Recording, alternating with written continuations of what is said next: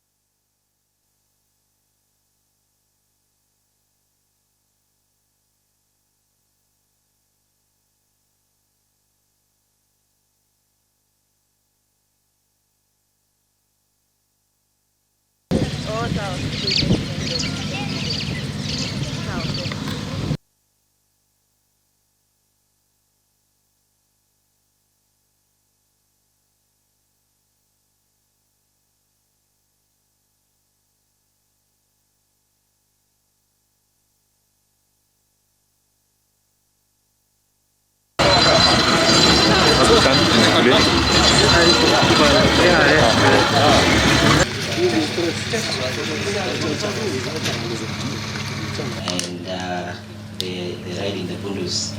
So this is what you want. You see the team going forward. So ningeomba tu saidiane na niko bado uko sawa. Hivyo kuna rifa. Wapi yuko? Chief, kuna rifa ile tumekross huko. Kuna rifa ile huko kubwa sana. Which one? It's a very big bridge. You don't even know you're home. On the main road? Not on the main road. Actually, it's like you're going to Masai Mara. Even the vegetation is... Goes round like that. Then the Mahia River. Yes. Down the airport. So the farmers have their block now. So what you've done is that you set up a dam there. Yes. So now that's why we set up the school system construction. You have to wait for the fall. Remember I was telling you to do around the farm. You want to do the model. You want to do some holes around. So you got the whole area? You have come here in sports. Back a man.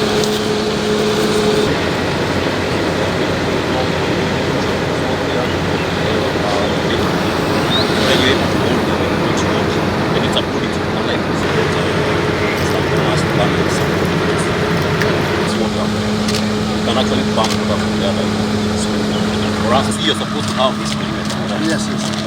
So there isn't. So you're forced to play our games in people.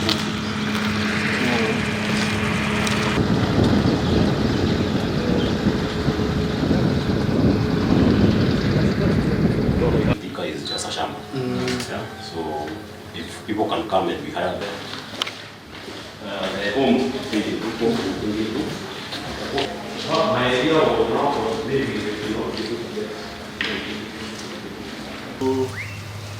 Robert Macharia kwa hii great event almost 12 years today.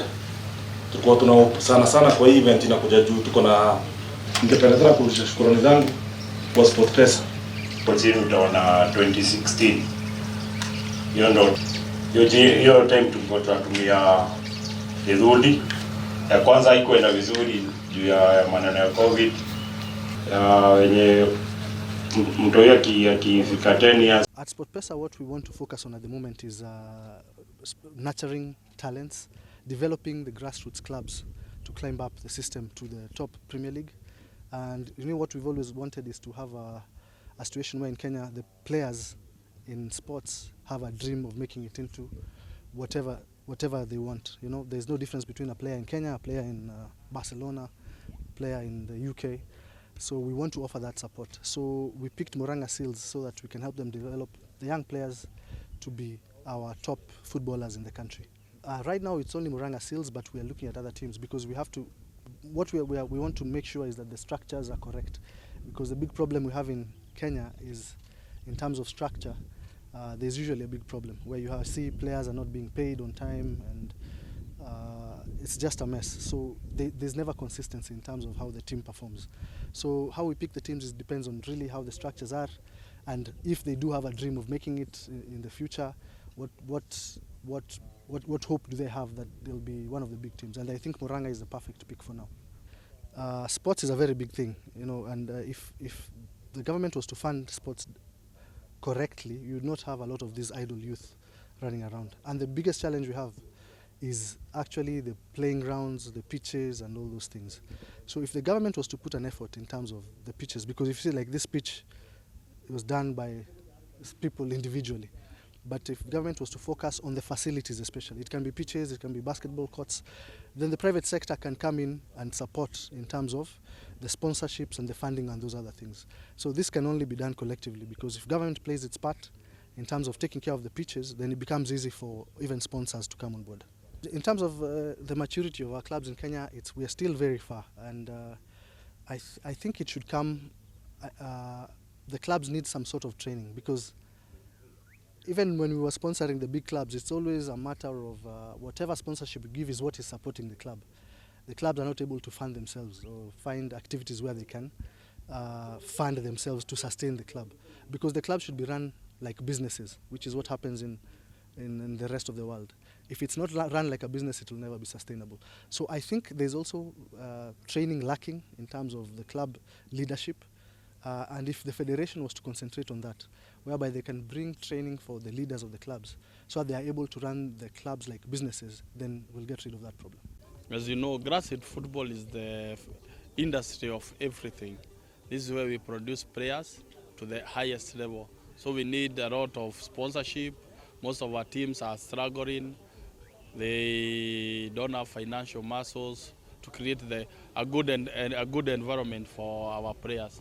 So we are calling upon to our government, local governments, corporate, individuals to come. We partner together and make our boys shine through developing talents. We have students, but we don't have classes. No, our class is the football pitch. Students are the players. We have a challenge in this. This is a good example by Murang'a Seal. They have made their own pitch, and we are calling other teams and other private sectors to do the same. Let's avoid every time saying government do this, government do this. We can do it our own. So, and if we are government, we know they can do. So let's do it as a private. Pia tukapanda daraja ya kwenda Division 1 ambayo inakuwa country wide. So pia tukakazana, tuko tunachezea hapo Kiaro Stadium, Murang'a University grounds.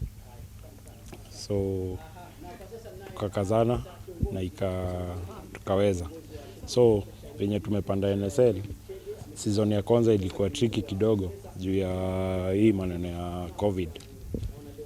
We were position 5 ikikuja kukatizwa na ikakuwa tuwezi panda juu waliangalia results za first leg, which tulimaliza tukiwa namba. So season inakuja, aim yetu ni moja tu, kupanda KPL, that is Kenya Premier League. Hiyo ndio aim yetu yenye tunakazana.